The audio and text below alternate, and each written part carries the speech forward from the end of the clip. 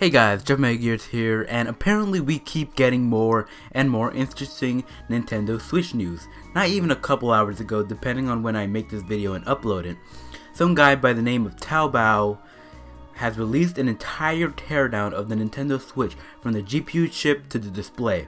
Now there's a lot of things he showed us, and I'm going to get to that real quick, but first of all, if you guys want to check all the images for yourself, I'll have them linked down in the description below. So let's start with the battery. The battery itself looks pretty small from the picture. We don't know yet, unfortunately, the exact milliamps from just looking at the picture, but it is using an industry standard lithium-ion battery. When I held the Switch for the first time, it was so light it kept me wondering what was even inside the device that made it so light. And maybe the battery being so small might be the reason it's so light. Honestly, I wouldn't have minded if Nintendo made the device a little heavier for a better battery. But because it's so light, it did make it 10 times better to use when playing games. Maybe that's a sacrifice Nintendo just had to make it really light and comfortable for a regular day-to-day usage. That could be an actual possibility. Another thing we got to see was the slot for the cartridges and the slot for an SD card. If you look closely, you can see the cartridge slot is near where the headphone jack would be. By looking at these parts, I can already tell that they don't look that hard to replace, and they don't look like they'll be such a problem. Because a lot of the times when you had a 3DS, its failure problems have to do with the fact that it's not reading a cartridge or it's not reading an SD card. And if it is easy to just replace the part and get it to function, I can see someone doing it by themselves and just buying the parts from eBay, or going to a third party and having them do it for a cheaper price than what Nintendo would do if they just send it to their manufacturing and have them fix it.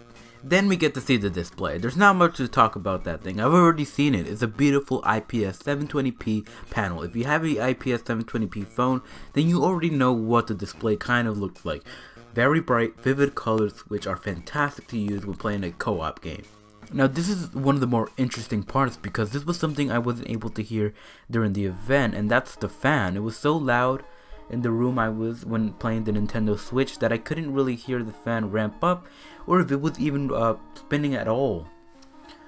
When playing games like Breath of the Wild, which is a really heavy game for the Nintendo Switch, I didn't know if it was really loud during a huge load usage, and hopefully that isn't a problem when we actually get our hands on the Nintendo Switch, and hopefully it isn't really loud when playing games like Breath of the Wild on the go, because that would be really annoying to the person next to me hearing a fan ramp up and ramp down when I'm doing something really intensive in the game. Now the fact that I didn't feel it ramp up and ramp down might be a sign that it wasn't audible at all, but who knows. The only thing I could actually hear was the audio coming from the television. It could be that you just don't feel it when it ramps up. But then again, the Nintendo Switch wasn't really hot when I had my hands on it. Or I wouldn't say burning hot, it was warm to the touch, but that's probably because it was warm in that room and a lot of people had used it. So until we can get our hands on the Switch, we don't know if the fans will be a problem or not because of its super compact size. Moving on. Now, this TEARDOWN guy is a very interesting fellow. He gave us a picture of the GPU next to a Mario DS cartridge, and I guess he just did that for reference, just to show you how big the GPU chip is compared to something you already know the size of. So, if you can read the label on the GPU chip, you can tell that it's all being run by NVIDIA's technology. Of course we already knew that, but it's quite interesting to actually see it in its super small form.